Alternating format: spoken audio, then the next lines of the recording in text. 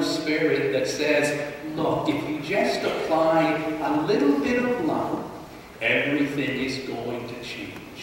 You may note the ending to that story where the estate owner says, that's fine, but if it doesn't produce fruit, we're going to cut it down anyway after next season. Please be aware that that little ending is an addition to the story. Somebody came along after that beautiful story of mercy and tenderness was written, and they just couldn't leave it alone. They had to add their own somewhat harsh ending. But it's a wonderful thought. If something isn't working, give it a little bit more love. And the whole of the New Testament is all about that idea that what the world needs is a little bit of love around the roots. When Jesus came into this world, he came into a church that had gotten icy cold and hard and stern. It was a church that tried to control and dominate people with fear and with threat and with law. It was a church that had forgotten tenderness and warmth and compassion, and so had become frozen rigid. And Jesus came into this world to thaw out the church, to melt our icy hearts and to say to us, it's all about compassion and tenderness and mercy.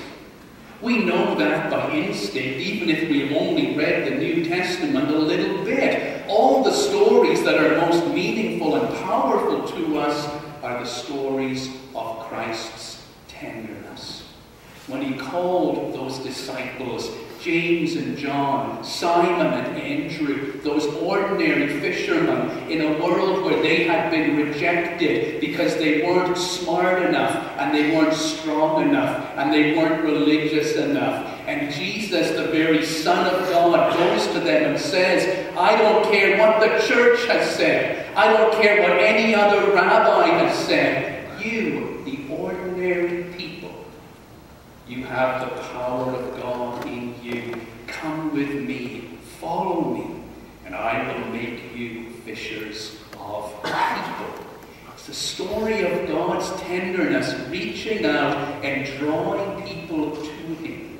And all the other stories that make us want to be Christians, the stories of Jesus going out away from that icy church, spending his time with tax collectors and prostitutes, and those who were lame or blind, those who had been rejected by the church. It is God's way in Christ of opening his arms up to the whole world and saying, I forgive you, I receive you, I love you.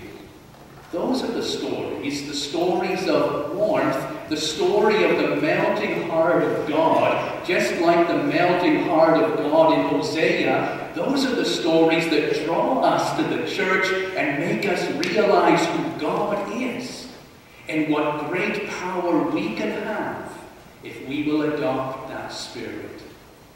Very often I ask people, what is your favorite New Testament story? And the one story that people mention above all others is the simplest little story. The one where the mothers want to bring their children to Jesus so that he can bless them. And those stern, cold disciples push the mothers away and say, get those noisy kids out of here. And Jesus, for the only time in the whole of the New Testament, rebukes his disciples and says to them, suffer the little children to come unto me. For of such is the kingdom of heaven. You shall not enter the kingdom unless you become like one of these little children. And he took the children and placed them in the midst of the people, and he put his hands upon them, and he blessed them.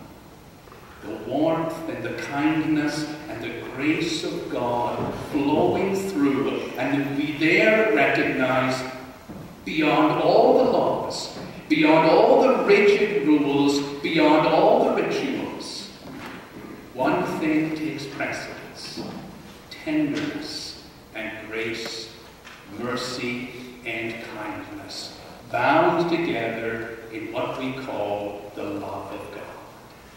The church at various times in its life has grown hard and cold and icy. We have thought that we existed for the purpose of ruling over other people or pressing our laws upon others. And whenever the church becomes powerful and hard like that, it drifts away from God. And at its greatest and most powerful point, it is further from God than at any other time. But I believe that the church today is at the point of thawing out again. God's love is being poured out anew amongst us. We are the church that is melting from our icy coldness. Let me give you a few examples of how we are changing, how we are melting and thawing out and becoming a greater and a better church. The way in which we do mission. Just a few years ago, our whole idea of mission was this. We would go out to other people who were savages. We would impress upon them our religion, our language, our culture, and our way. That's what mission was all about. No more. Today we have recognized that mission is not about changing people so they become like us. It is going out and finding the people who are hungry or thirsty or sick or broken and saying to them, may we work in partnership with you